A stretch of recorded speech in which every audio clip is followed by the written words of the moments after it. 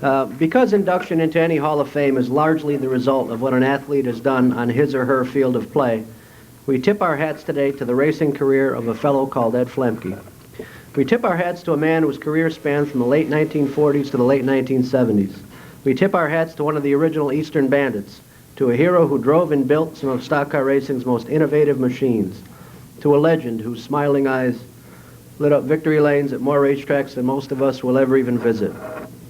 Estimates at Ed Flemke's career victory total range anywhere from 400 to 600, but no one will ever know for sure. Eddie's most productive days came before tracks kept accurate records, before weekly newspapers allowed fans to follow the careers of their favorite drivers, and certainly before every driver had a publicist or a PR guy to brag about what he had done. And yet the fact that no definitive records exist to document Flemke's entire career is perfect, because to define this man's racing life through facts and numbers alone would only serve to shortchange him. Eddie Flemke was a great driver, certainly, but he was, above all else, a leader, a teacher, a mentor. He brought out the very best in people. If you need examples of that, just glance at the list of names who join him today in being inducted into this wonderful Hall of Fame. I believe that his peers, heroic drivers like Rennie Charland, Bug Stevens, Bill Slater, Gene Bergen, and Ernie Gahan, would tell you that they knew they had to be at their very best if they were going to run with Eddie Flemke. I believe that the great Ollie Silva, who raced with Eddie only occasionally, knew that he had to be at his best when he invaded Flemke's turf or when Flemke invaded his. I believe that if they were able to join us here today, Bill Welch would say that Flemke made him a better announcer, and Harvey Tattersall would say that in some way, Flemke made him a better promoter. Eddie simply had a way of making everybody better. He was so good at it that some of the people he made better went on to enjoy a fame even greater than his own. Ron Bouchard became a household racing name with his upset win at Talladega, but long before he ever went to Alabama, he had to battle with Eddie Flemke at Seekonk, Stafford, and Waterford. Richie Evans drove to 9 NASCAR modified championships, but first he had to follow Eddie Flemke around Lancaster, Fulton, and Utica Rome. Pete Hamilton won the biggest stock car race in the world, the Daytona 500, but not until he had learned some valuable lessons from Ed Flemke at Thompson, Norwood, and Albany, Saratoga. Their own natural abilities allowed Ronnie and Richie and Pete to do what they did, but all three have admitted freely that Eddie Flemke showed them shortcuts on their journeys to greatness. I think Eddie was more proud of that than he ever let on. He brought out the best in every driver he faced, every mechanic he worked with, every car owner for whom he drove. He brought out the best in a lot of us, simply by setting standards for things like hard work, honesty, and integrity.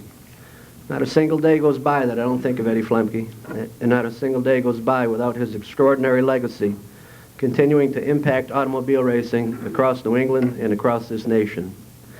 And so we tip our hats today to a man we knew as Steady Eddie, as the boss, as just plain Pops. The luckiest among us knew him as a friend. Two of my favorite people, Ed Flemke Jr. and Paula Bouchard, knew him as Dad. It is both a high honor and a personal privilege for me to ask them to accept this plaque on behalf of their father, the great Ed Flemke.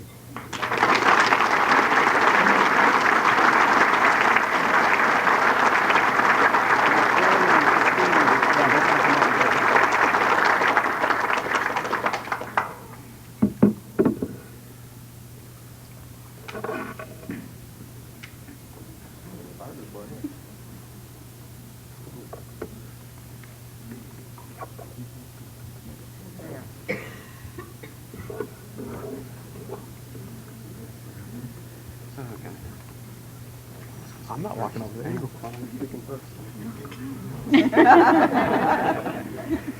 Okay.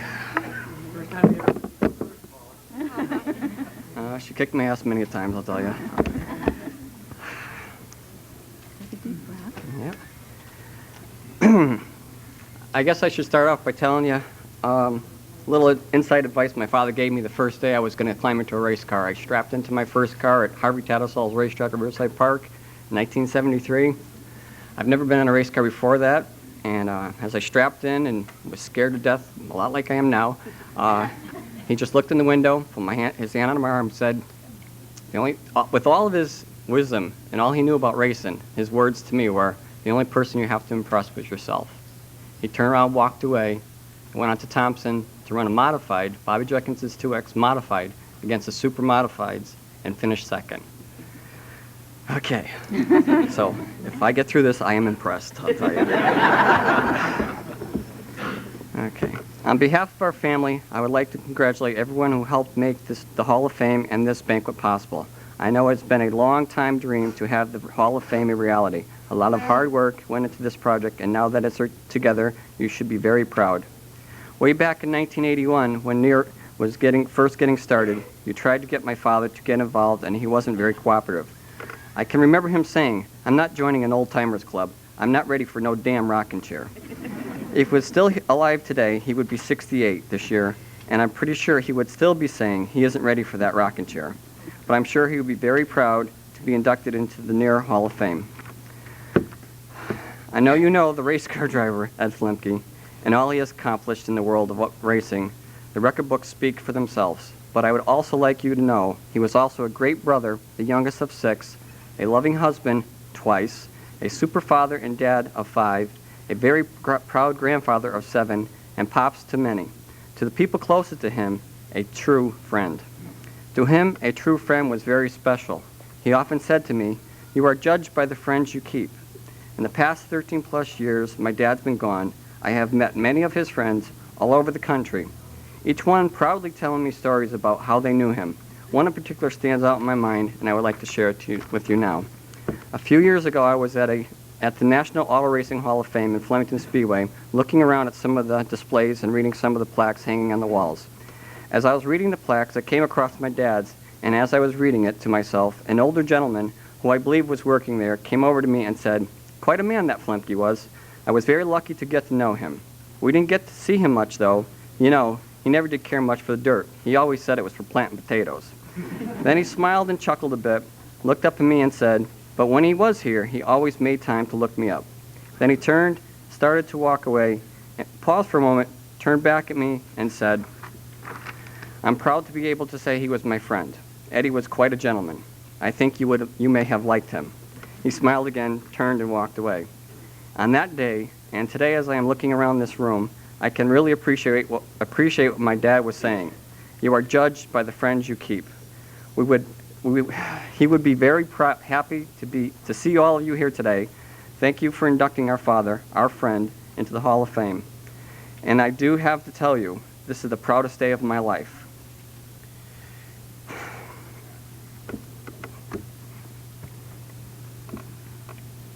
Okay. I can only try to imagine how my father would have felt today. Thank you.